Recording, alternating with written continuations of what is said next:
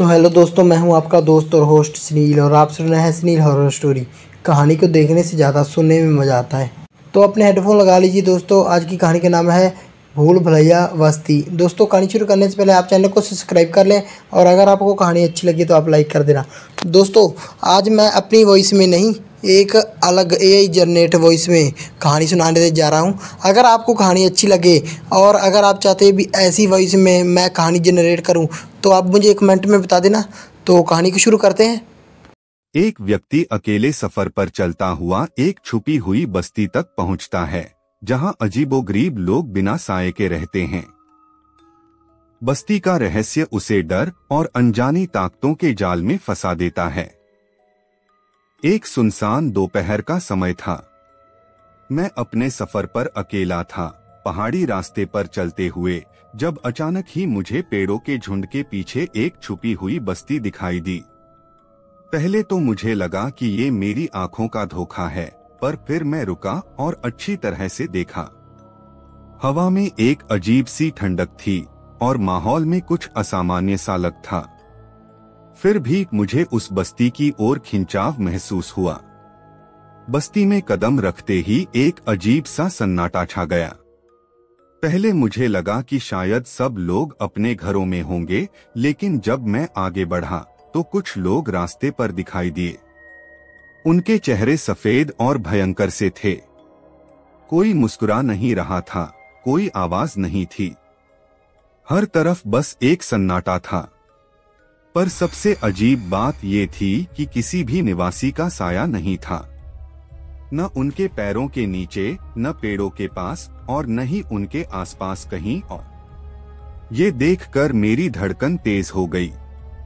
मुझे लगा कि शायद मुझे यहाँ से वापस चला जाना चाहिए, पर एक अजीब सी शक्ति मुझे रुकने पर मजबूर कर रही थी। मैं आगे बढ़ता गया और बस्ती के एक विशाल मंदिर के पास पहुंच गया। मंदिर पूरा भूतिया और पुराना लग रहा था। उस पर कच्ची राख की परतें थीं और दीवारों पर अजीब आकार के चिन्ह बने थे। तभी एक बुजुर्ग महिला ने मुझे देखा और मेरे पास आई। उसके चेहरे पर एक हल्की सी मुस्कान थी, पर उसकी आंखों में कुछ अजीब सा और भयावह था। मुझे लगा था तुम यहाँ आओगे, उसने धीरे से कहा। मैं डर के मारे कुछ बोल नहीं पाया। कमाल की बात थी कि उस महिला का साया भी नहीं था। मुझे जाना है, मैंने डर और घबराहट में कहा, लेकिन वो महिला बस मुस्कुराई और बोली, इस बस्ती में जो एक बार आ जाता है वो यहाँ से वापस नहीं जा सकता। तुम अब हमेशा यहीं रहोगे। मेरी धड़कनें और तेज हो गईं। मैंने पीछे मुड़कर भागने की कोशिश की, पर हर मोड़ पर मुझे वही लोग और वही चेहरे दिखाई देने लगे। ऐसा लग रहा था जैसे पूरा गांव मुझे घेर रहा हो।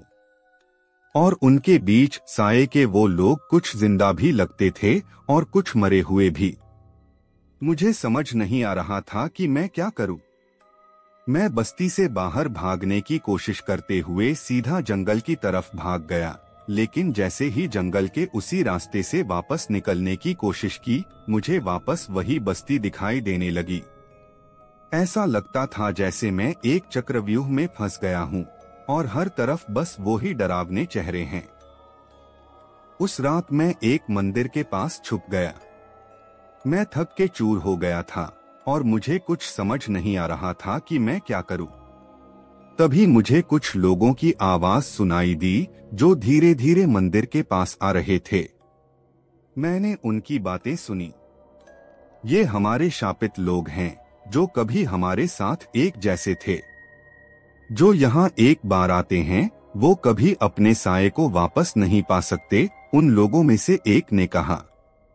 मुझे समझ आया कि यहाँ आने वाले लोग अपना साया खो देते हैं और फिर वो हमेशा यहाँ के वासी हो जाते हैं। मैं डर से कांप रहा था। क्या मैं भी अपना साया खो चुका हूँ? तभी वो लोग मेरे पास आ गए और एक विशाल दीवार के पास मुझे ले गए जहां अनेकों लोगों के साए चिपकाए गए थे।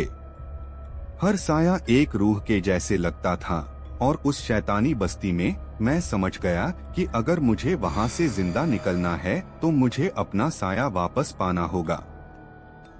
लेकिन जब तक सुबह हुई मेरे पास अपना साया नहीं था।